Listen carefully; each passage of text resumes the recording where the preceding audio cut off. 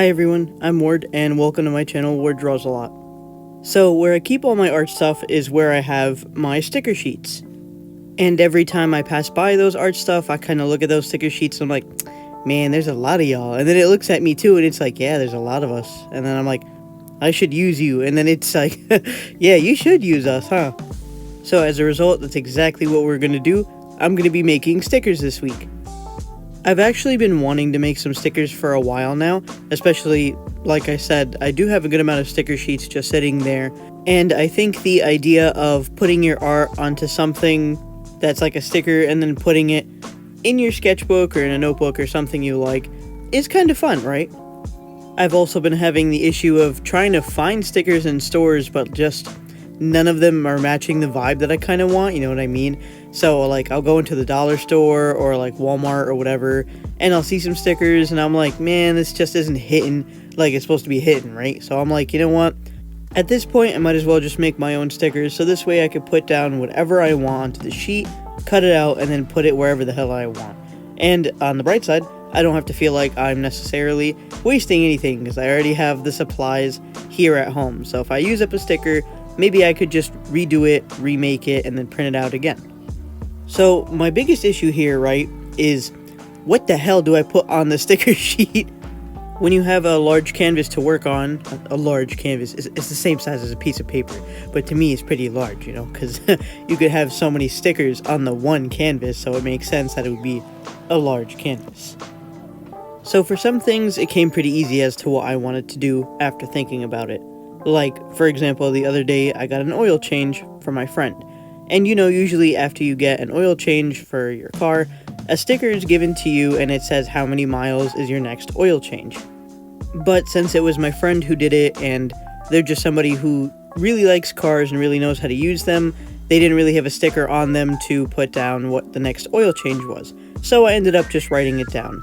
So as I was thinking about what to do for a sticker, I was like, hey, why don't I make myself a next oil change sticker? So this way I could just slap it onto the car and then read off the next mileage when I need to do the oil change again.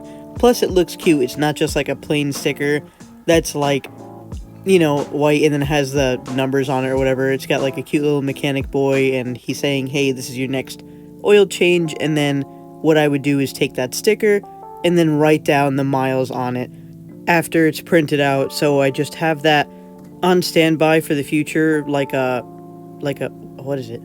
Like a template, there we go. A template for the next time I get an oil change, and then again, I just write on the sticker itself the next amount of miles till the next oil change. I also took that same mechanic boy on the oil change sticker and decided to expand on him just a little bit.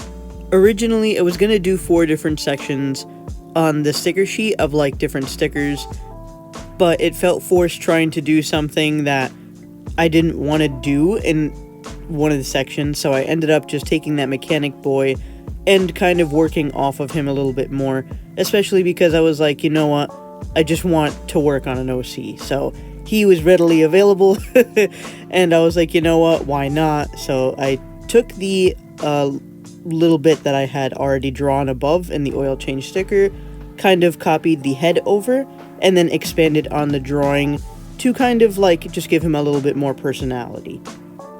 I also put some tools next to him, which was a wrench, a bunch of Allen keys, and a flathead screwdriver, just because, you know, that's what I'd figure mechanics, you know, need to work on a car.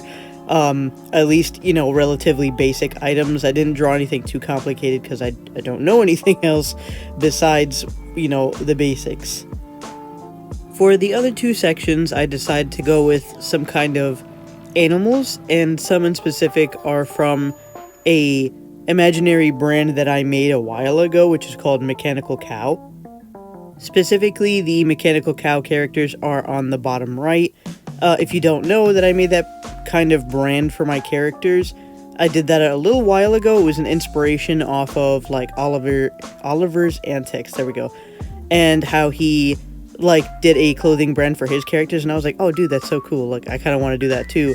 But here I am, I never used the fucking brand for the characters, so every time I'm like, damn, I actually remember doing that. I'm like, yeah, we should kind of draw that more often. Just, imply that the clothing is from that brand. Either write the name out or just do the little, like, characters slash animals onto the clothing to at least give the idea that I am using it still.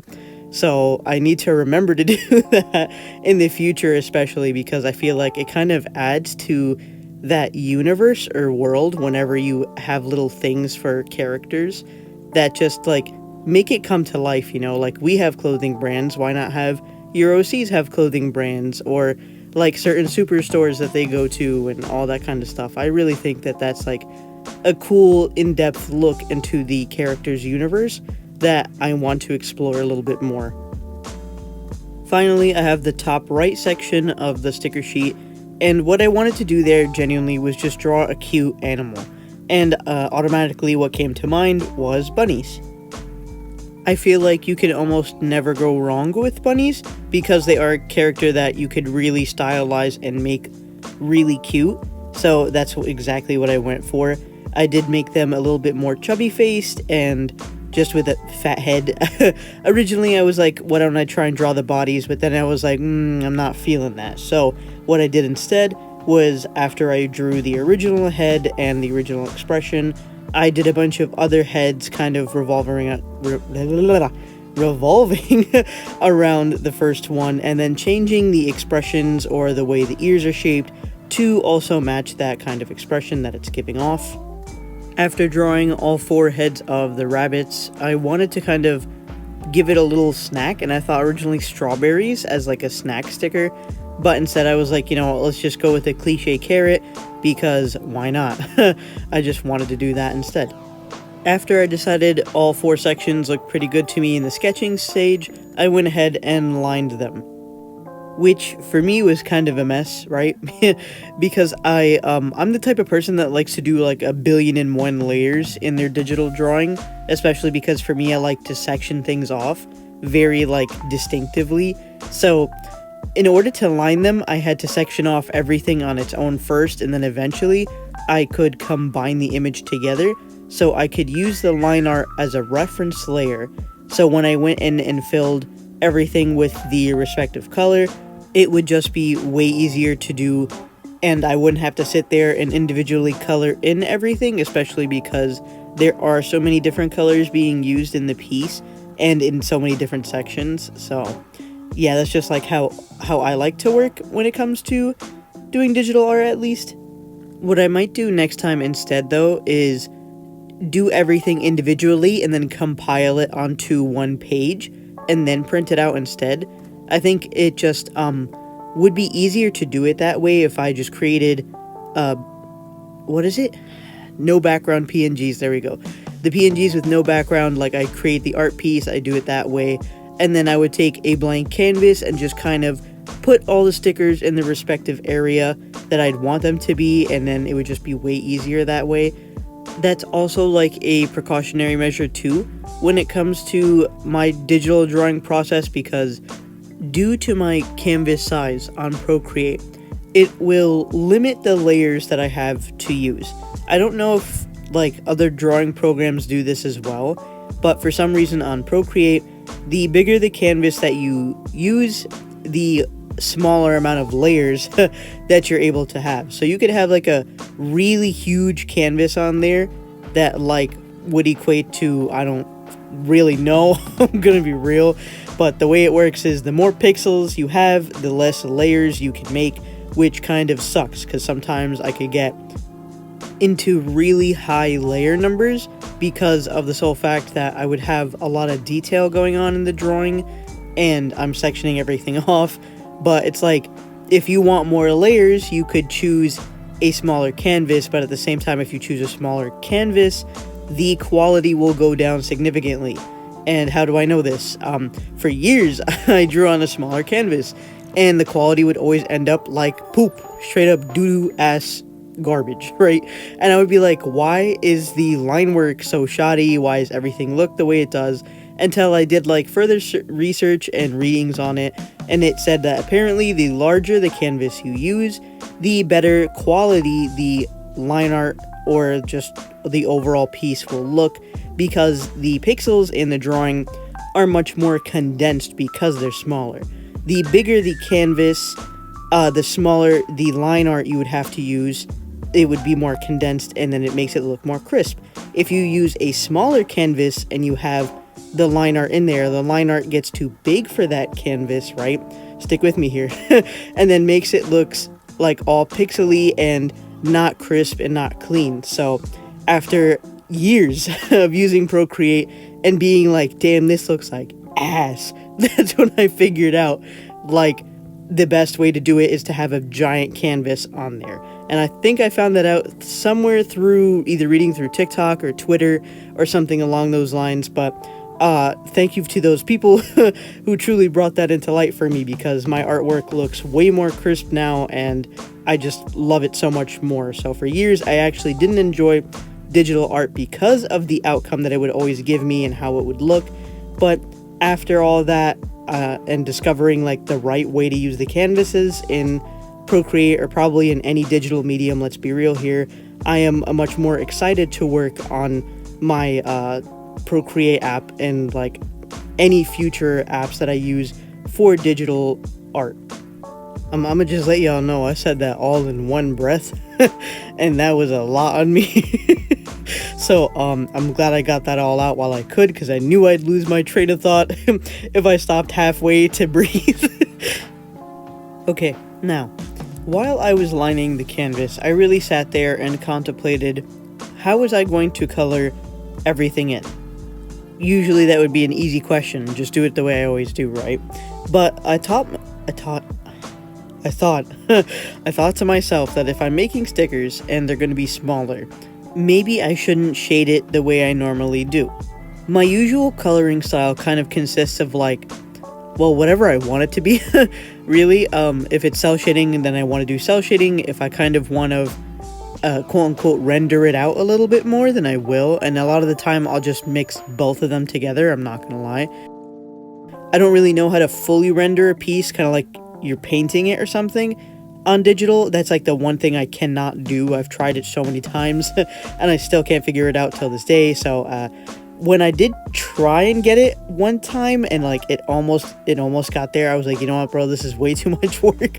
Fuck all that noise. I was like, I'm just gonna do it the way I want to do it, and that's exactly what I ended up doing. So now what I'm doing here for the stickers instead is I'm just plainly coloring them in with flat colors, and I thought that that was the best way to do it, specifically because we did get a new printer, right? But I didn't know if the new printer would work properly, so to kind of prepare for the just in case that I had to use the old printer, that the colors wouldn't like mess up so bad if it was the case where I did have to use the old one, because it's a little, it's on its way out. I think it's counting its last days. That printer is just waiting to have its life just completely ended. I'm not gonna lie, which is why we even got a new printer in the first place. But besides that point, I also just kind of wanted to keep the colors really nice and simple, so that just in case where if I use it alongside a drawing or in the sketchbook somewhere, that it kind of just meshes in really nicely and I don't have to worry about the way it looks next to other drawings, you know what I mean? Sometimes if I add too many colors in some areas, I feel like it doesn't look right with a drawing or whatever. So this is just like for my own little brain needs more than anything. Is just like keep things simple, so this way in the future if I need to put them in a certain area or spot or whatever, that I could just slap them on there and it'll be way easier. For the most part, the coloring though was pretty simple, especially like I said, I did only flat colors. The thing that I did after though that I made sure to do was I went behind all the characters and I kind of did a little outline for them. Now the main reason I did this was just purely enough that I suck with scissors, okay? And I'm using pretty big scissors on pretty small drawings that I'm gonna have to cut out. So what I did as a like safety measure to not ruin the sticker was outline everything basically, and this way when I go to cut it out, I don't end up cutting up the sticker itself, but instead cutting up the outline that I made over it. And I think that that's just like the best way for me to do it. Plus, I'm not gonna lie, I also like the way the outline looks on everything. I think it kind of gives it a nice little highlight, if anything, and it kind of makes it stand out a little bit more, like the pink against the green right here on the little rat, mechanical rat, or like the darker pink on the lighter pink for the bunnies, and even the aqua that kind of surrounds the mechanic boy as well. I just think it looks way nicer that way, personally. Okay, so now we get to the fun part, which is cutting the stickers. But remember earlier how I said that the new printer might not work or something? So that did happen, and I did have to use the old printer, and you could tell I used the old printer. The ink on the printer wasn't that great, and the printer itself wasn't that great, so it ended up like smudging everywhere, a lot of the ink. A lot of the stickers, however, were salvageable, right? So a lot of them didn't end up getting messed up completely. Most of the horrible ink that happened to the paper were on the sides. Some drawings, though, were not able to, you know, get no splatter on them, so that was the sucky part about it. But in the end, it's alright, as long as a majority of them were salvageable. The only thing that did truly suck, though, was that the printer, because the ink was so bad, I think it was cheap ink. Don't buy cheap ink, guys. Buy good ink so you don't have to suffer in the end.